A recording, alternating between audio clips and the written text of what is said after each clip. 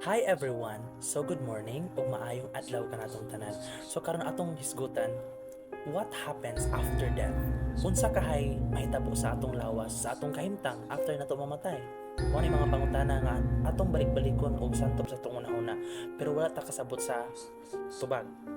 So, ang pangutana nato ang Biblia. The reality of death, ang realidad sa kamatayon. According to Ecclesiastes 12:7, nag-ingon dire, "Then shall dust return to earth as it was, and the spirit shall return unto God who gave it." The Bible teaches that when a person die, the body returns to dust, mupadulong sa abog, and the soul or spirit returns to God, nga maoy naghatag niini. So kung mamatay ta, when we die, ang atong lawas mobalik sa yuta, mahanaw, mahimong abog, pero ang atong espiritu mobalik sa Ginoo nga maoy naghatag niini. But take note, this doesn't mean na active or conscious ang atong kalag or espiritu nga maoy mobalik sa langit. The soul returned to God. So ang sabot ani. So now when the Bible says the spirit returns to God, it means nga atong kinabuhi after nato mamatay, kini ang naghatag sa atong kinabuhi sa Ginoo, di ba? So after nato mamatay, ang atong gininhawa sa kinabuhi, ang atong spirit mobalik sa Ginoo. Kay nag-ingon pa diri sa Luke 23:46, kadtong hapit na kuhaon or mamatay si Ginoong Hesus, nagaingon dire, "Father, into your hands I commit my spirit."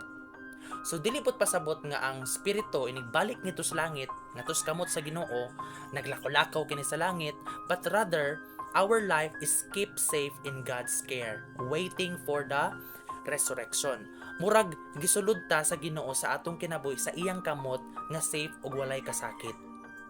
Kay katong inig mamatay, di ba? We usually think nga inig mamatay ang tawo, ang lawas, ilubong, o ang espiritu sa atong pagtuo, di ba? Sa atong pagtuo, ang espiritu mobalik sa Ginoo. Sa atong ampuan, mga tutag sementeryo, kay mga tutag panalangin, mga tutag gabay sa atong mga namayapa or nangamatay nga mga kaigsuunan, mga minahal sa kinabuhi.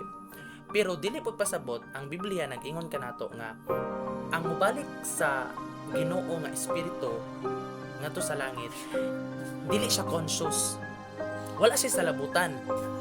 Kundi ang mismo ni balik dito sa langit nga espiritu nga dawaton sa Ginoo is kadto na siya gininhawa sa kinabuhi nga iyang gihatag back then sa iyang pag-create sa tawo.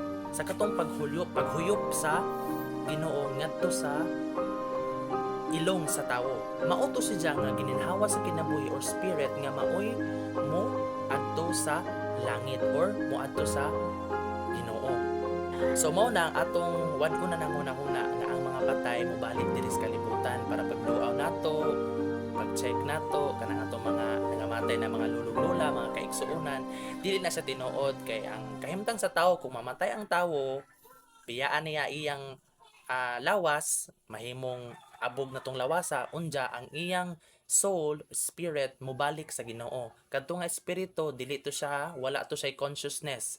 Dito siya muliho, kundi kadto nga espiritu nga mobalik dito sa Ginoo, mao to siya ang spirit or kanang sana gininhawa sa kinabuhi nga gihatag sa Ginoo back then sa iyang creation.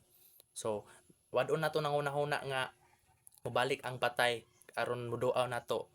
Kay kung mobalik pa ang patay nga moduaw nato, unsa pa may balikuan sa Ginoo dire, inig mobalik na ang Ginoo, di ba? Kanag-ingon ang Biblia nga mobalik si Kristo aron sa pagkuha sa mga buhig minatay. Kay katong mga unang namatay diha kang Kristo maoy magabanhaw pag-usab.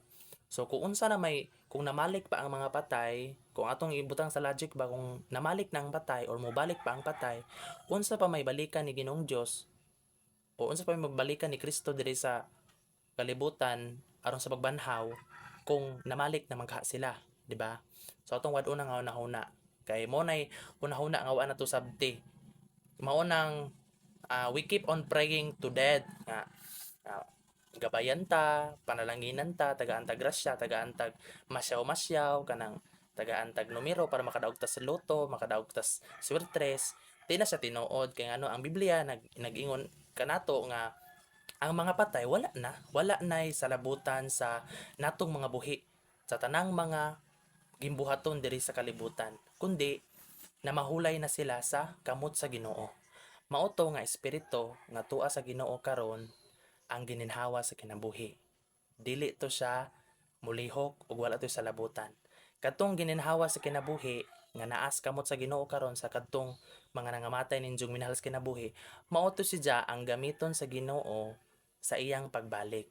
Katong nga espiritu sa gininhawa sa kinabuhi, mao to ibalik gihapon sa Ginoo sa kadtong inigbalik ni Japohon sa ikaduhang niyang pagbalik dire, pagbanhaw sa mga nangamatay diha sa kang Kristo.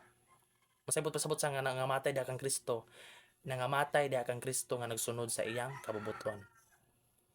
So mo to, daghang salamat og maayong adlaw kanatong tanan.